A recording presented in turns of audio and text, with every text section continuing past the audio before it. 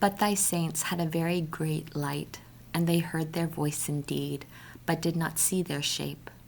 And because they also did not suffer the same things, they glorified thee. And they that before had been wronged gave thanks, because they were not hurt now, and asked this gift that there might be a difference.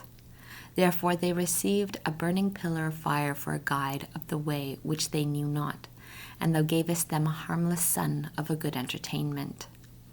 The others indeed were worthy to be deprived of light, and imprisoned in darkness, who kept thy children shut up, by whom the pure light of the law was to be given to the world.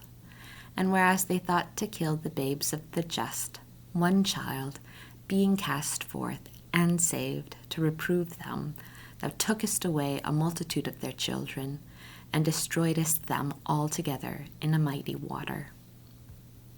For that night was known before by our fathers, that assuredly knowing what oaths they had trusted to, they might be of better courage. So thy people received the salvation of the just, and destruction of the unjust. For as thou didst punish the adversaries, so thou didst also encourage and glorify us. For the just children of good men were offering sacrifice secretly, and they unanimously ordered a law of justice, that the just should receive both good and evil alike, singing now the praises of the fathers. But on the other side there sounded an ill-according cry of the enemies, and a lamentable mourning was heard for the children that were bewailed. And the servant suffered the same punishment as the master, and a common man suffered in like manner as the king. So all alike had innumerable dead, with one kind of death. Neither were the living sufficient to bury them, for in one moment the noblest offspring of them was destroyed. For whereas they would not believe anything before by reason of the enchantments, then first upon the destruction of the firstborn they acknowledged the people to be of God.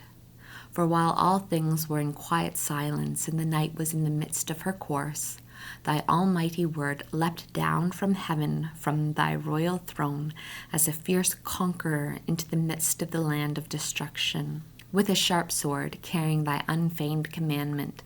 And he stood and filled all things with death, and standing on the earth reached even to heaven.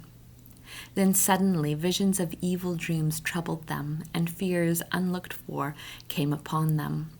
And one thrown here, another there, half dead, showed the cause of his death. For the visions that troubled them foreshowed these things, lest they should perish, and not know why they suffered these evils. But the just also were afterwards touched by an assault of death, and there was a disturbance of the multitude in the wilderness. But thy wrath did not long continue. For a blameless man made haste to pray for the people, bringing forth the shield of his ministry, prayer, and by incense, making supplication, withstood the wrath, and put an end to the calamity, showing that he was thy servant. And he overcame the disturbance, not by strength of body nor with force of arms, but with a word he subdued him that punished them, alleging the oath and covenant made with the fathers. For when they were now fallen down dead by heaps, one upon another, he stood between and stayed the assault, and cut off the way to the living. For in the priestly robe which he wore was the whole world.